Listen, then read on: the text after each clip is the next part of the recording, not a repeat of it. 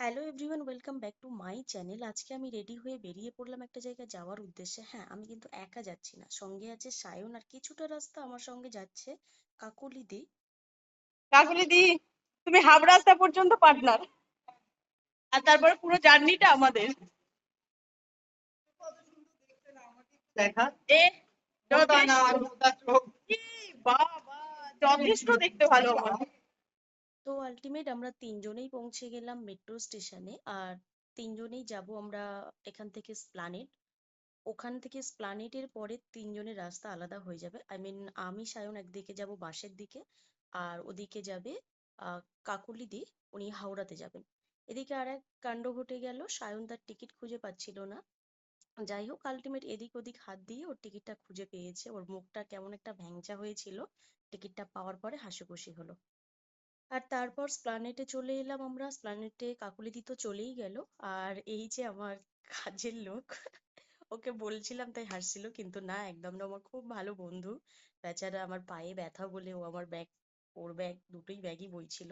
But আমি ওকে video করছিলাম আর বলছিলাম, এই কাজের লোক নিয়ে নে, এটা 24-25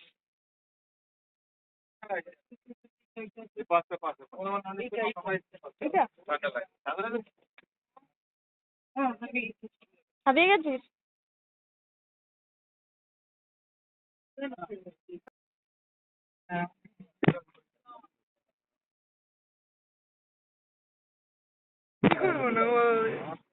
দেখ আমার কি অবস্থা, পাগল পাগল পাগল লাগছে পুরো তোকে।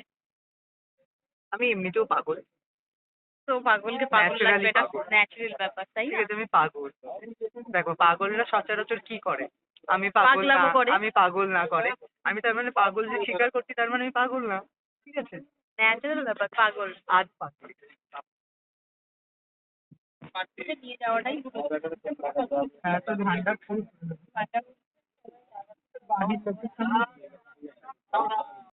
তো আলটিমেট দেখতে পাচ্ছ যে আমরা বাসে চলে এসেছি।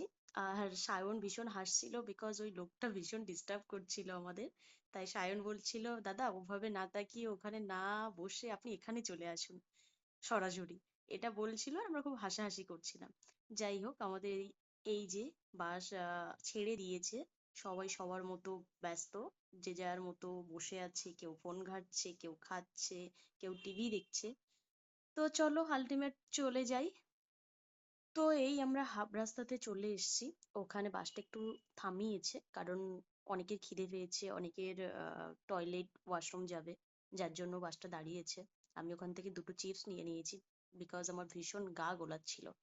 আর এখন আর ওয়েট করিয়ে লাভ নেই, আমি বলেই দিই যে আমরা দীঘার উদ্দেশ্যে রওনা দিয়েছিলাম। এই যে দীঘায় নেমেও গেছি, মানে ওই মাঝ রাস্তার পরে আর ভিডিও করতে পারিনি, একেবারে দীঘাতে নেমে ভিডিও করলাম। বাট বাট এখন 3টে বাজে, আমরা 3টের সময় দীঘাতে নেমেছি। দীঘাতে আমাদের কয়েকজন আছে, আগে ওরা চলে এসেছে কাজের জন্য। তো ওখান থেকে ওদেরকে ফোন করলাম, ফোন করে একটা টোটো নিয়ে নিলাম আমাদের হোটেলের উদ্দেশ্যে।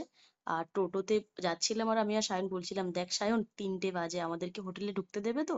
নইলে হোটেলের সামনেই আমরা 8টা নাগাদ কাটিয়ে দেবো, তারপরে আমাদের হোটেলের রুম দেবে। তো তারপর আমরা হোটেলের সামনে নেমে গেলাম, আর ম্যানেজারকে ফোন করেছিল, ম্যানেজার বলল হ্যাঁ হ্যাঁ অবশ্যই, রাত 3টের সময় কেন বাইরে দাঁড়িয়ে থাকবে। তার একটাই কারণ, এত ভালো প্যাম্পার করছিল ম্যানেজার, বিকজ আমরা যখনই যাই আমরা ওই হোটেলটাই থাকি, প্রিয়দর্শিনীতে। সো সেই সূত্রে একটা খুব ভালো সম্পর্ক। আমাদের তো বাইরে রাখবে না, কাস্টমার রেগে গেলে পরের বারে থাকবে না, যার জন্য আমাদেরকে রাত 3টের সময় গেট খুলে দিল। আমরা চলেও গেলাম। আর হ্যাঁ, প্রিয়দর্শিনী কিন্তু খুব ভালো একটা হোটেল, পুরো ফ্যামিলির মতো বিহেভিয়ার। তোমরা যদি কোনোদিন কেউ দীঘাতে আসো। চলো টাটা, হোটেলের মধ্যে ইন করি। এখন বাজে 3টে, বেকার ডিস্টার্ব করছি, কি করবো? এবার নিচু হ, আমি খুব তো লম্বা মানুষ, এবার যার বিষয়টা জন্য। হচ্ছে যে আমাদের তো ঘুম হয়নি, এবার গিয়ে আমরা নাক ডাকাবো, সেই ভিডিওটা তো করবে না, আর ও ভীষণ নাক ডাকায়। আমার কাছে একটা ভিডিও আছে, এর সময় জুড়ে দেবো পারলে, যদিও উঠতে দেয়, নাহলে তো আমাদেরকে খিস্তি মেরে, গালাগালি পেরে, মেরে, চুল ছিঁড়ে সব কিছু শেষ করে দেয়।